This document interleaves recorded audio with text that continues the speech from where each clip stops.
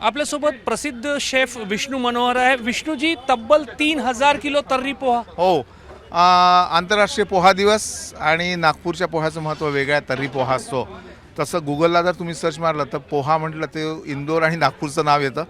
तर इंदोरचा पोहा एक वेगळा, त्याची मजा आहे। पण आपल्या इथल्या पोह्याबरोबर तर्री असते, ती पण देशी चण्याची। आणि माझं म्हणणं असं आहे की एका वेळेचं जेवण स्किप करू शकतो एवढ्या ह्याच्यामध्ये ताकद आहे।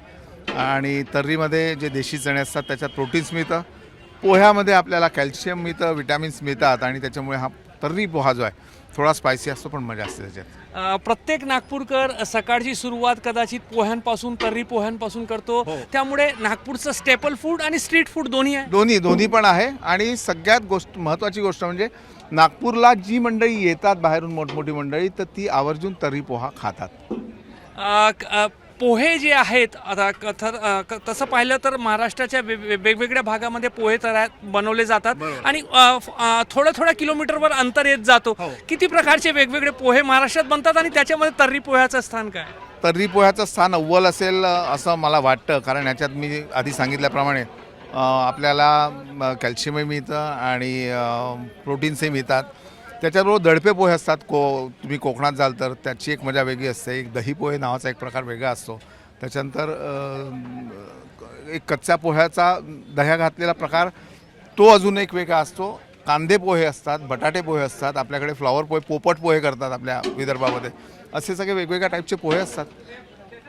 बऱ्याचशा लोकांच्या वैवाहिक जीवनाची जी सुरुवात असते, स्थळ पाहण्यासाठी जातात तर तिथेही पोहे केले जातात। त्याच्यामुळे पोह्याचं हे जे महत्त्व आहे तर अनन्यसाधारण असं महत्त्व आहे आणि त्या पोह्याला आपण नाकारू शकत नाही। फक्त याच्यात गंमत कशी असते की जे लोक डाएट करतात, तर तुम्हाला एक अनुभव घ्यायचा असेल तर तुम्ही कच्चे पोहे खा, तर ते असे खूप पोटामध्ये बसल्यासारखे वाटत नाही। पण तुम्ही जर असे शिजवलेले पोहे खाल्ले तर ते पोटामध्ये बसतात आणि भूक तुम्हाला पुढे लागत नाही।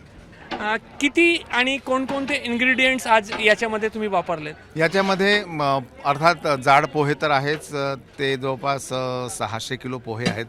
त्याच्यानंतर देशी चणा यामध्ये 400 किलो वापरला आहे, 500 किलो कांदा आहे, आलं लसूण 100 किलो आहे। त्याच्यानंतर हळद, तिखट, धने पावडर, जिरे पावडर हे साधारण 70-80 किलो आहे।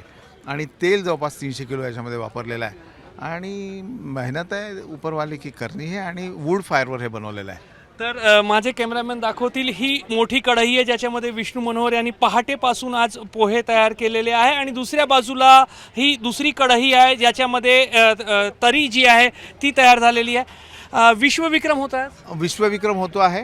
आणि आम्ही आता India book of world record, त्याच्यानंतर world record book of India, आणि त्याचबरोबर आत्ता आम्ही रात्री अप्लाय केलं लंडन बुक ऑफ वर्ल्ड रेकॉर्डला। तर त्यांनीसुद्धा आम्हाला कागदपत्र मागवलेले आहेत। आणि महत्त्वाचं गोष्ट म्हणजे पहिल्यांदा असं होत आहे की दोन्ही कढया एकावेळी वापरल्या गेल्या आहेत, ही महत्त्वाची गोष्ट।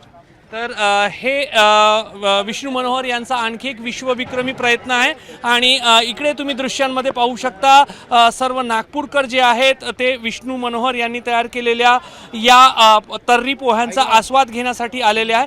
आणि मोठ्या प्रमाणावर आज सकाळपासूनच नागपुरात एक तर्री पोह्यांचा दिवस जो आहे तो साजरा केला जात आहे। कॅमेरामॅन अतुल हिरडेसह रजत वसिष्ठ, एबीपी माझा, नागपूर। एबीपी माझा, उघडा डोळे बघा नीट।